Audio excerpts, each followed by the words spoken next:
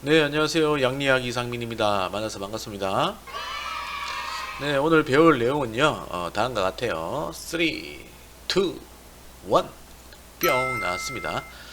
오늘의 주제는 우울증입니다. 그래서 우울증의 원인, 증상을 한번 볼 거고요. 두 번째, 종류와 진단 기준을 볼 겁니다. 세 번째, 우울증 치료 약물을 살펴볼 것이고, 네 번째, 기분 안정제에 대해서 우리가 살펴보도록 하겠습니다.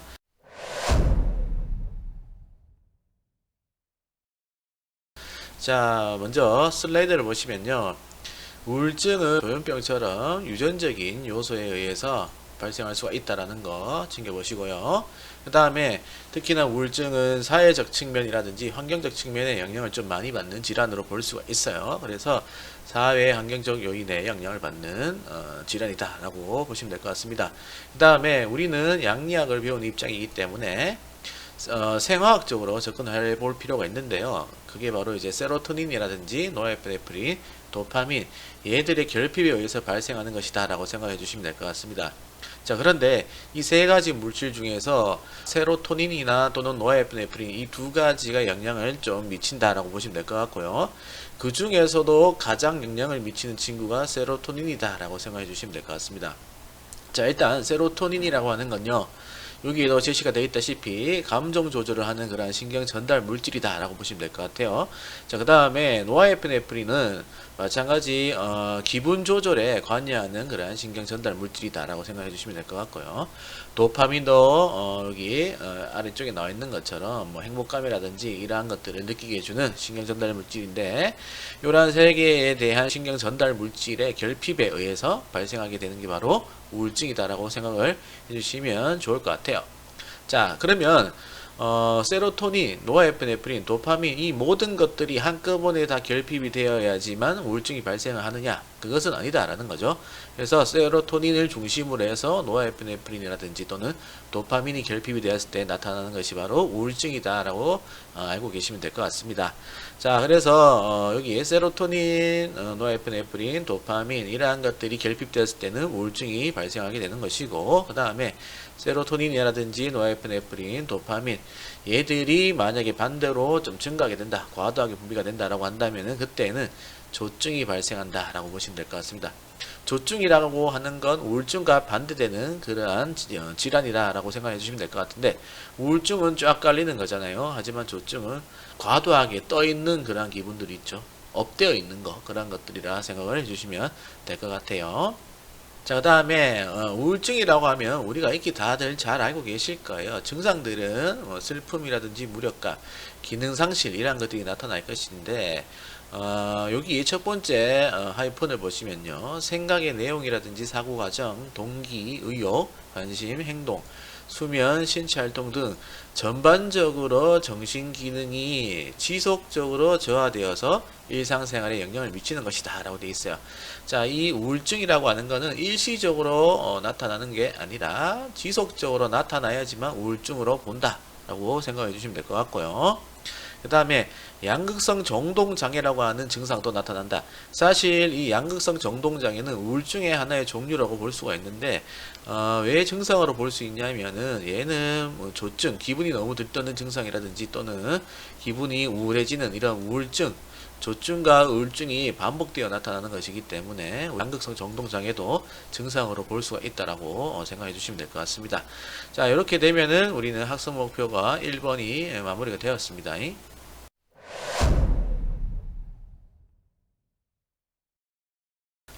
두 번째 학습 목표 보러 갈게요. 자, 보시면 종류가 나오죠. 자, 가장 눈에 띄는 게 바로 양극성 정동장애입니다. 자, 아까 앞에서도 살펴보았듯이 조증과 우울증이 반복되는 게 바로 양극성 정동장애다 라고 말씀을 드렸어요. 그죠?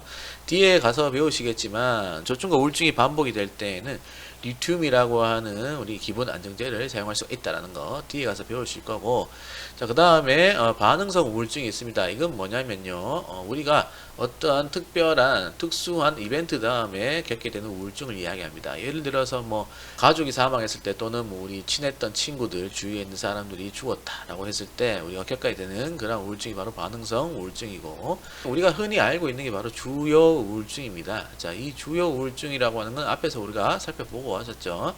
이러한 전반적인 기능, 생각의 내용에서부터 신체 활동 등 전반적인 기능이 이렇게 떨어져 가지고 일상생활을 할 수 없을 정도가 되었을 때 나타나게 되는 그 우울증이 바로 주요 우울증이다 라고 보시면 될 것 같습니다. 그래서 지속적인 우울감이라든지 활동이 저하가 되는 게 특징으로 나타나는 것인데, 이러한 상태가 반복되는 것이다 라고 보시면 될 것 같습니다. 자, 그렇게 하면 종류는 끝났고, 그 다음에 이 우울증, 주요 우울증이죠. 요 세 가지 우울증 중에 주요 우울증을 우리가 진단을 받을 때, 진단을 내릴 때 그 기준이 나오는데요. 이 기준은 DSM-5에 대한 기준입니다. 그래서 크게 AA라고 하는 증상, 그리고 B라고 하는 증상이 있는데, A라고 하는 증상은 필수 증상입니다. 즉 다시 말하면 적어도 2주 동안에 내가 가지고 있었던 그런 증상을 이야기합니다.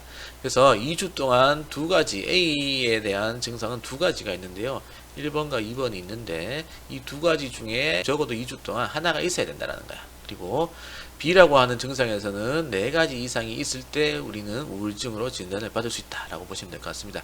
이 진단 내용들은 여러분들이 참고적으로 알고 계시면 될 것 같아요. 자, 그러면 학습 목표 2번도 끝나게 되는 거고요.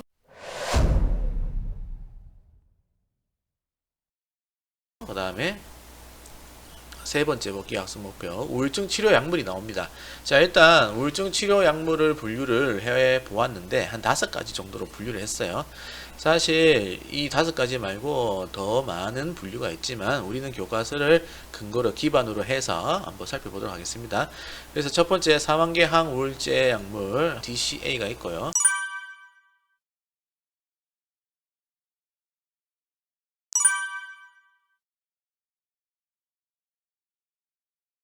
그 다음에 선택적 세로토닌 제흡수 억제제 SSRI가 있습니다. 그 다음에 세로토닌 노르에피네프린 제흡수 억제제인 SNRI가 있고요. 그 다음에 마오 억제제가 있고, 그 다음에 비정형적 항우울제가 있습니다.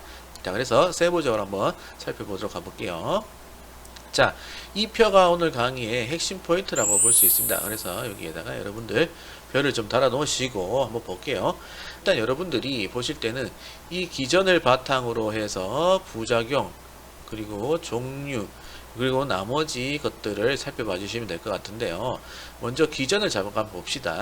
사망계의 약물에 대한 기전은요, 일단 노아에피네프린하고 세로토닌의 제흡수를 억제시켜서 노아에피네프린하고 세로토닌의 농도를 증가시키는 게 바로 기전이다 라고 보시면 될 것 같아요. 자, 일단 이런 것들을 살펴보기 전에 우리는 시냅스를 한번 살펴봐야 됩니다. 자, 시냅스를 그림 한번 그려볼 건데요. 자, 이렇게 그림을 그려볼게요. 자, 그림이 좀 어색하더라도 여러분들은 이해를 해주시면 될 것 같아요. 자, 보면 이게 여기에 있는 이 친구가 바로 시냅스 전 축상 말단이고요.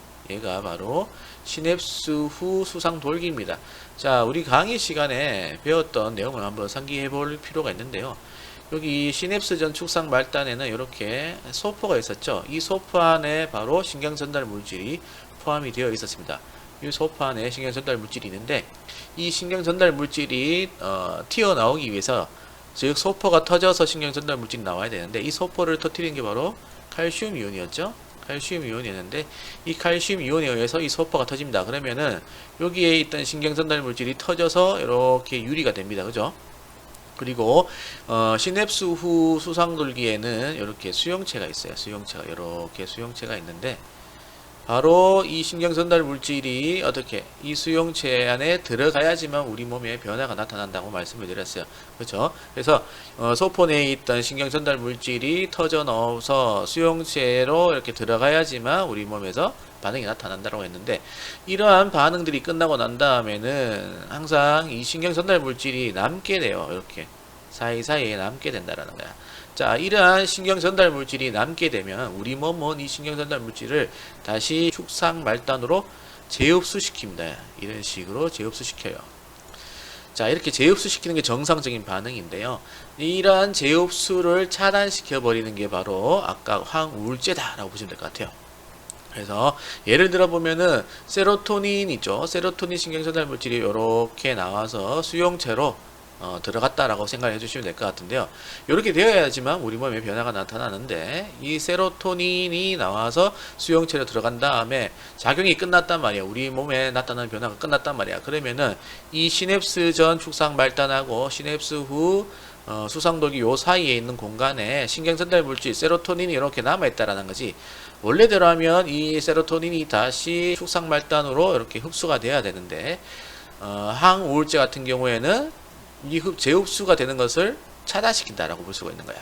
오케이? 여기 공간에 있는 남아있는 신경전달 물질이 시냅스 전 축상 말단으로 재흡수되어야 되는데 이 재흡수되는 과정을 억제시킨다라는 거야. 그러면은 여기 이 사이의 공간에는 계속적으로 신경전달 물질이 남아있게 되고 이러한 과정들이 반복되면서 축적이 된단 말이야. 그러면은 세로토닌의 농도가 증가하게 된다라고 보시면 될 것 같습니다. 이해가 됐나? 모르겠다. 일단 이해가 안 되면은 나한테 전화를 하세요. 아니면 뭐 문자를 보내든지. 이해가 됐나? 모르겠다. 아니면 한 번 더 설명해 볼까? 자, 이렇게 시냅스 전 축상 말단이 있고요. 그 다음에 이렇게 시냅스 후 수상돌기가 있다. 자, 요렇게 이 소프 안에 신경전달 물질이 있는데 얘들이 터져서 어디로 가야지? 그렇지. 수용체로 가야지 몸에서 반응이 나타난다고 말씀을 드렸는데 이러한 반응이 끝나고 난 다음에 이 공간 안에는 이제 신경전달 물질이 남아있다라는 거죠. 신경전달 물질이 남아있게 되면은 우리 몸은 자동적으로 다시 남아있는 신경전달 물질을 여기 시냅스 전 축상 말단으로 재흡수시킨다라는 거야. 이쪽으로. 하지만 항우울제 같은 경우에는 이러한 재흡수 과정을 차단시켜 버려서 여기 공간에 있는 신경전달 물질이 수용체하고 다시 작용할 수 있도록 해주는 역할을 한다 라고 보시면 될 것 같습니다. 이렇게 이해를 해주시면 될 것 같아요. 다시 가보시면요. 그래서 사망계 약물 같은 경우에는 노아에피네프린하고 세로토닌의 재흡수를 억제해서 노아에피네프린하고 세로토닌 농도를 증가시키는 역할을 한다라고 보시면 될 것 같고요. 그 다음에 얘는 이러한 작용 기전도 있지만 수용체 세 가지를 차단시켜 버립니다. 자, 무스카린 수용체, 그 다음에 알파1 수용체, 히스타민 수용체를 차단시킵니다. 무스카린 수용체라고 하는 건요, 부교감신경 수용체죠. 그래서 얘들을 차단시켜 버리게 되면 나중에 부작용에서도 나오겠지만 항콜린성 효과가 나타날 것이고, 알파 수용체가 차단됨으로 인해서 이제 기립성 저혈압이 나타날 것이고, 히스타민 수용체가 차단되면서 진정이 나타날 것이다. 히스타민이라고 하는 것은 저번 시간에도 말씀드렸다시피 각성 효과가 있는 신경 전달 물질이죠. 그래서 히스타민 수용체를 차단시켜 버리게 되면 히스타민이 히스타민 수용체하고 만나지 못하게 되면서 진정 작용이 나타나게 된다라고 생각을 해주시면 될 것 같고요. 무스카린 수용체를 차단시키면 항콜린성 효과가 나타난다라고 했는데 이것은 우리가 예전에도 보았다시피 교감신경의 효과하고 비슷하다, 유사하다라고 말씀을 드렸어요. 하지만 차이점은 뭐냐? 혈관을 수축시키지 않는다는 점, 그리고 혈압을 상승시키지 않는다는 점이 있었습니다. 그 다음에 알파 수용체 1, 요거는 혈관을 수축시켜서 혈압을 상승시키는 그러한 역할을 하는 수용체인데 얘가 차단됨으로써 이제 저혈압이 발생할 수 있다라는 거죠. 그래서 항콜린성 효과가 나타나더라. 자, 구강건조가 나타나고 변비가 나타나고 소변 저류, 즉 요정체가 나타나고요. 그 다음에 시야 혼탁이 나타날 수가 있다. 교감신경의 효과가 나타난다라고 했습니다. 그래서 구강건조는 우리가 교감신경이 흥분이 되면, 자극이 되면 어떻게 되느냐라고 하면 분비물이 감소하게 되는 거죠, 우리 몸에. 그래서 구강건조가 나타날 수가 있는 것이고, 변비는 위장관 운동이 저하가 되면서 나타날 수가 있더라. 그 다음에 소변 저류, 요정체도 마찬가지죠. 방광이 이완돼서 우리가 요일을 못 느끼게 되는 것이죠. 그래서 소변 저류, 요정체가 나타나게 되는 것이고요. 그 다음에 시야 혼탁은 사운동이 되면서 이렇게 나타날 수가 있는 거다 라고 보시면 될 것 같습니다. 자, 그 다음에 기립성 저혈압을 한번 볼게요. 자, 기립성 저혈압 같은 경우에는 알파 수용체가 차단되면서 아까 나타난다고 말씀을 드렸고요. 진정은 히스타민이 각성 효과를 나타내는 것이기 때문에 히스타민과 만나는 수용체가 차단되기 때문에 진정이 나타나더라. 그 다음에 이 사망계 우울제, 항우울제를 복용하게 되면 식욕이 증가하기 때문에 체중이 증가한다라고 보시면 될 것 같습니다. 자, 그 다음에 우리가 종류를 볼 필요가 있는데요. 이 종류 두 가지만을 들고 왔어요. 자, 일단 우리가 볼 약들이 있잖아요. 각 분류에 대한 약들이 이렇게 총 9가지가 있어요. 9가지가 있는데 이 9가지는 대표적으로 제가 들고 온 겁니다. 이제 여러분들은 3학년이 되면 정신간호학을 배우실 건데 그때 체계적으로 좀 더 많은 약물을 배우시면 될 것 같아요. 그래서 오늘 시간은 굉장히 중요하다라고 볼 수 있죠. 3학년 정신간호학을 배우기 위한 기본적인 지식을 다지는 그런 시간으로 볼 수가 있는 겁니다. 자, 그래서 약물 한번 볼게요. 아미트립틸린이 있습니다. 3학기 약물에서. 그 다음에 이미프라민이 있는데요. 일단 이 두 가지 중에서 특징적으로 부작용이 나타나는 약물이 바로 이미프라민인데, 이미프라민의 부작용은 야뇨증입니다. 야뇨증, 밤에 소변을 자주 보게 되는 거. 그래서 우리가 어떤 환자가 이미프라민을 딱 복용을 했는데 밤에 소변이 너무 마려워서 잠을 못 자겠습니다 라고 할 때에는 대체 약물로 아미트립틸린을 우리가 사용을 할 수가 있는 거죠. 아미트립틸린을 사용할 수가 있더라 라고 생각해 주시면 될 것 같아요. 그래서 이렇게 적어왔고요. 뭐 반드시 이미프라민을 사용을 하면 야뇨증이 발생하느냐, 그건 아니다. 사람들마다 다 다르기 때문에 그렇다라고 볼 수 있으면 될 것 같고요. 그리고 아미트립틸린이나 이미프라민 둘 중에 뭐 하나 고르는 것은 환자의 특성에 따라서 또는 의사의 취향에 따라서 달라질 수가 있다는 거 여러분들이 알고 계시면 될 것 같습니다. 그래서 여기 부작용의 마지막 야뇨증이 발생할 수 있는 것은 이미프라민의 부작용을 이렇게 제시를 한 겁니다. 그렇게 알고 계시면 될 것 같고요. 상호작용을 볼게요. 상호작용에서 마호옥제제와 같이 투여를 할 때에는 고혈압 위기가 발생할 수 있더라. 고혈압 위기라고 하는 갑작스럽게 혈압이 쫙 올라가게 되는 거죠.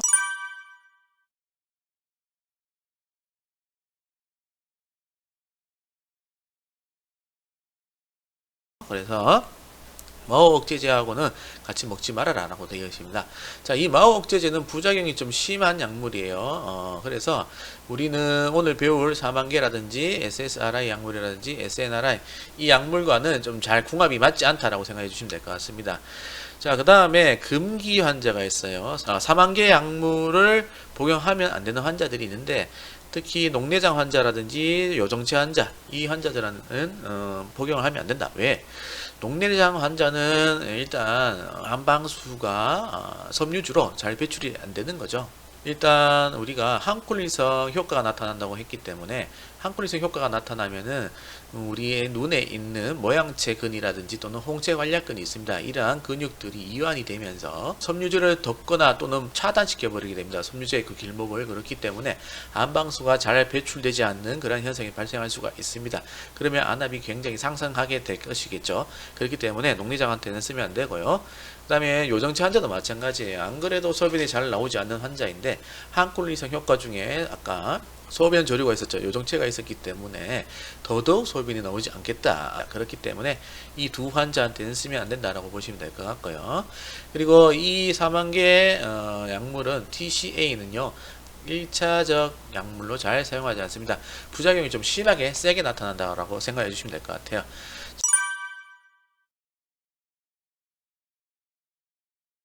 자, 그 다음에 SSRI가 나옵니다. SSRI는 선택적 세로토닌 재흡수 억제제입니다.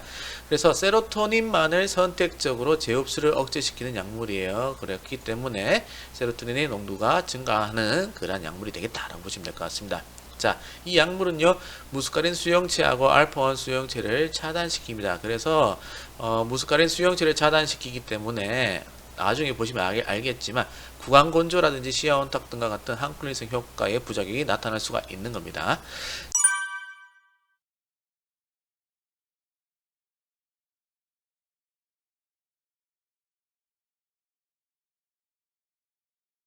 자, 일단 가장 흔하게 나타나는 부작용이 위장감기계 부작용입니다. 이 위장감기계의 부작용이다.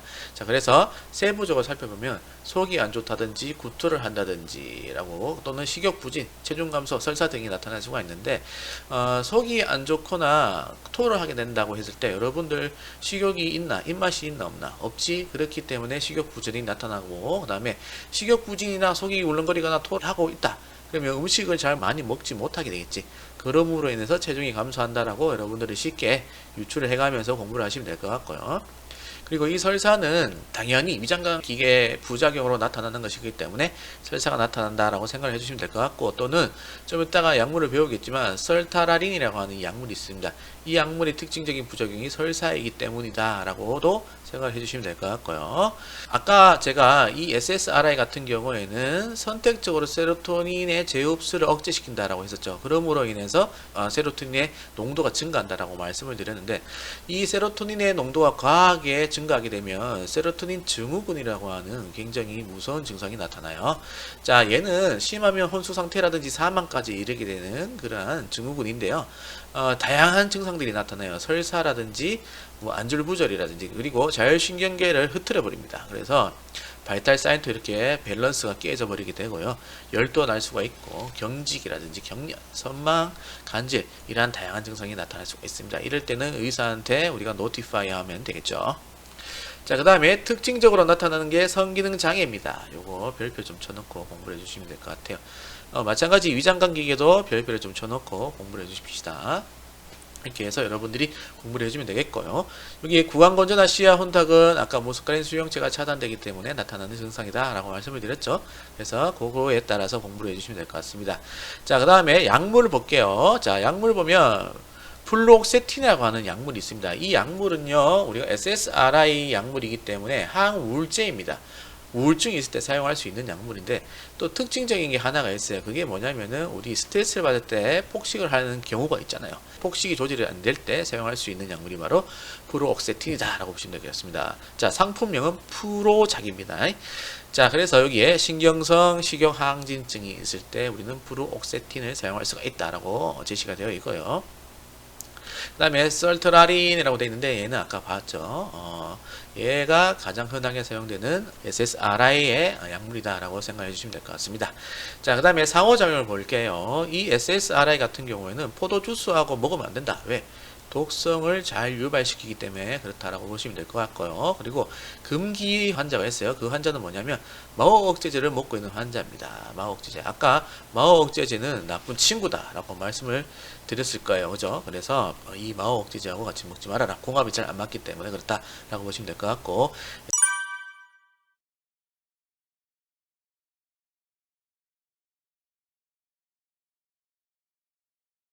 SSRI는 1차 치료제로 잘 선택이 된다는 거 알고 계시면 됩니다. 자, 그 다음에 SNRI가 나옵니다. 세로토닌하고 노아에피네프린의 재흡수를 억제시키는 약물인데요. 얘는 SSRI에 나타나는 부작용이 있죠. 그 부작용을 좀 감소시켜서 만든 약물이 SNRI다 라고 생각해 주시면 될 것 같은데요. 이름에서도 우리가 볼 수 있다시피 노아에피네프린하고 세로토닌의 재흡수를 억제시켜 가지고 이들의 농도를 증가시키는 거다 라고 보시면 될 것 같습니다. 자, 얘는요, 무스카린 수용체나 알파원 수용체, 히스타민 수용체에 거의 작용을 하지 않는다 라고 보시면 될 것 같습니다. 이 SNRI는요, SSRI하고 부작용이 굉장히 유사하다라고 보시면 될 것 같아요. 자, 유사한데 SSRI의 부작용을 감소시킨 약물이라고 했기 때문에 SSRI보다는 부작용이 적게 나타납니다. 그래서 뭐 오심구토, 식욕부진, 체중 감소, 설사 등이 나타날 수는 있지만 SSRI보다는 적게 나타나는 것이고, 성기능 장애가 나타날 수도 있지만 빈도가 낮다라고 보시면 될 것 같아요. 자, 얘도 마찬가지예요. 노아에피네프린하고 세로토닌 여기에 집중이 되어 있죠. 집중되어 있고 얘들만의 흡수를 억제하는 것이기 때문에 여러분들 세로토닌의 증후군이 나타날 수가 있는 거예요. 세로토닌 증후군이 나타날 수 있다. 그렇게 알고 계시면 될 것 같고, 그 다음에 약물을 볼게요. 약물에는 둘록세틴이 있고 벨라팍신이 이렇게 두 가지가 있다는 거 알고 계시면 될 것 같고, 그 다음에 마호억제제하고 토혈을 같이 하면은 고혈압이 또 유발된다. 고혈압 위기가 발생할 수 있다라는 거 참고적으로 알고 계시면 되겠습니다. 금기 환자도 마호억제제 투여 환자는 먹지 말아라. 궁합이 잘 안 맞기 때문에 라고 생각해 주시면 될 것 같고,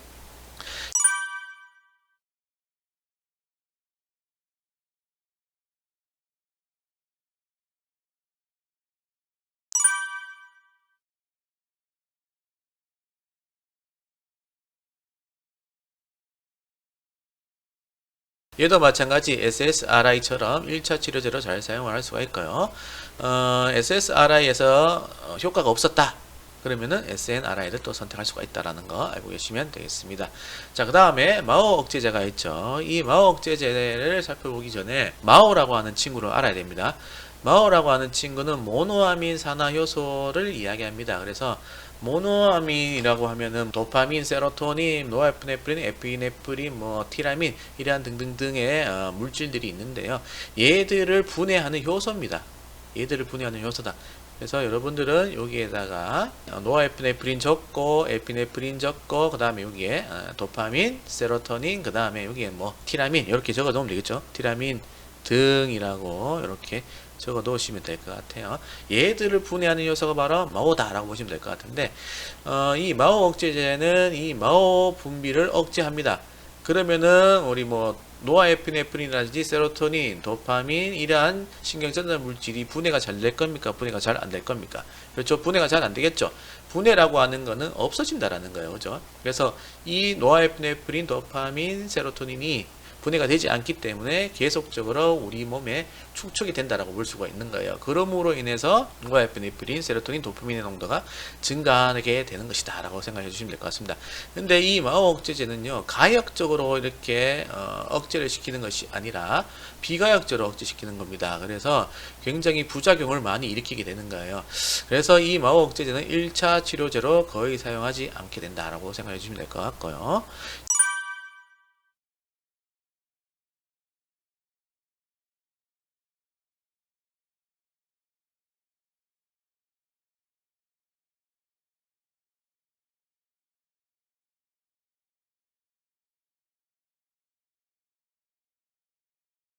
여기에도 적어왔죠. 다른 우울증 치료제보다 부작용이 심해서 1차 치료제를 사용하지 않는다라고 되어 있습니다. 자, 여기에서 나타나는 마오억제제를 사용하면서 나타나게 되는 부작용은 체위성 저혈압 또는 기립성 저혈압이 나타납니다. 체위성 저혈압하고 기립성 저혈압은 같은 말로 사용을 하면 돼요. 똑같은 의미다라고 생각해 주시면 될 것 같고요. 그 다음에 간독성도 나타날 수가 있고요. 체중 증가도 나타날 수가 있다라고 보시면 됩니다. 자, 우리가 알아봐야 될 것 중에 중요한 게 여기에 나옵니다. 자, 보면 티라민이 풍부한 음식과는 같이 먹지 말아라. 왜? 고혈압 위기가 발생할 수 있기 때문에 그렇다라고 되어 있는데 이 부분은 우리 중간고사 시험 문제에도 나왔었죠. 아, 이거 발설하면 안 되는데 일단 중간고사에도 한번 우리가 언급이 되었던 부분입니다. 그렇기 때문에 중요하다라고 보시면 될 것 같은데요. 티라민이라고 하는 건요, 혈관을 강력하게 수축시키는 물질입니다. 아시겠죠?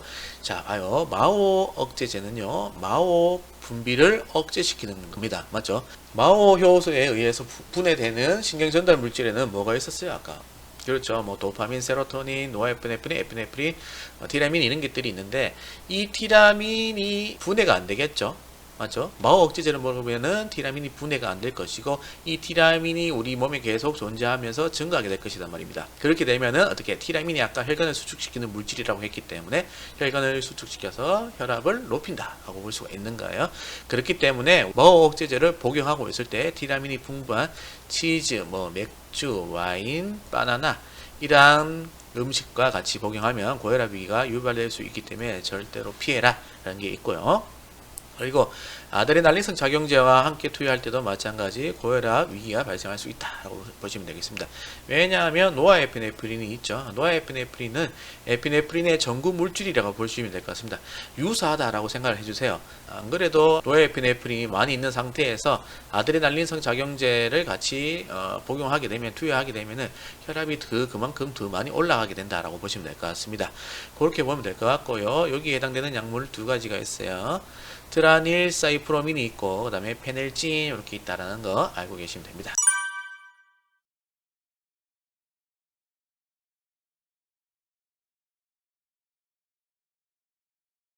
그 다음에 비정형 항우울제가 있는데요. 거의 대부분들은 기전이 불명확합니다. 자, 여기에 해당되는 게 트라조돈이 있어요. 자, 사실 트라조돈은 SARI에 해당되는 약물입니다.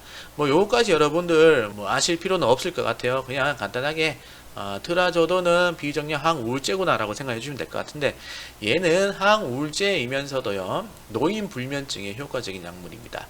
자, 우리가 노인불면증에 효과적인 약물이 또 있었죠. 클로나제팜이 있었죠. 클로나제팜 여러분들이 여기에 적어 놓으시면 될 것 같아요. 여기에다가 클로나제팜이라고 적어주시면 될 것 같고요. 이 클로나제팜하고 트라조돈은요 부작용이 좀 적습니다. 독성이 좀 적다라고 볼 수가 있죠. 그래서 우리가 흔하게 잘 사용이 되는 약물이다 라고 보시면 될 것 같습니다. 자, 이 비정령 항우울제 같은 경우에는요 앞에서 살펴봤던 그러한 항우울제보다 부작용을 좀 감소시키기 위해서 개발된 약이기 때문에 부작용이 좀 적은 편이다 라고 생각해 주시면 될 것 같습니다. 그렇게 알고 계시면 될 것 같고, 참고적으로 사망계 우울약물하고 마호억제제에서 나타나는 그러한 부작용을 감소시키기 위해서 개발된 약이 SSRI다 이렇게 참고적으로 알고 계시고, 그리고 SSRI의 부작용을 감소시키기 위해 우리가 만든 약물이 SNRI다 라고 생각해 주시면 될 것 같습니다.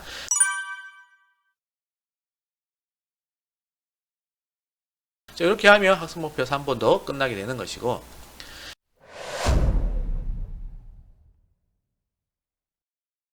그 다음에 네 번째 마지막 학습 목표 기본 안정제를 볼게요.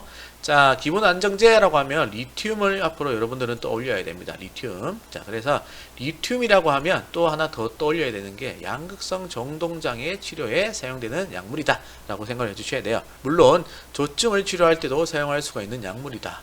오케이. 자, 하지만 여러분들 국가고시에선 잘 나오는 게 기본 안정제가 그러면 리튬이고, 리튬이라 그러면 양극성 정동장애다 라고 생각해 주시면 될 것 같고요. 그 다음에 얘가 가지고 있는 특징이 있어요. 그 특징이 뭐냐면 간대사를 거치지 않는다 라고 보시면 되겠어요. 사실 간대사를 거칩니다. 위장간에서 95% 흡수가 되고요. 5% 정도는 간에서 대사가 이루어집니다. 하지만 거의 간에서 대사가 이루어지지 않기 때문에 간대사를 거치지 않는 약물로 표현을 하고 있는 것이고요. 그리고 소변으로 그대로 배출됩니다. 약 성분이 변화가 되지 않고 소변으로 그대로 배설이 된다라고 생각해 주시면 될 것 같습니다. 예를 들어서 리튬을 복용하는 자에게 간독성 증상이 나타날 수 있다라고 하면 이거는 맞는 것인가 틀린 것인가? 자, 생각해 보세요. 간의 대사를 거치지 않기 때문에 간독성이 나타날 수 없다라고 보시면 되겠죠. 그래서 이 지문은 틀린 거다라고 보시면 될 것 같고요.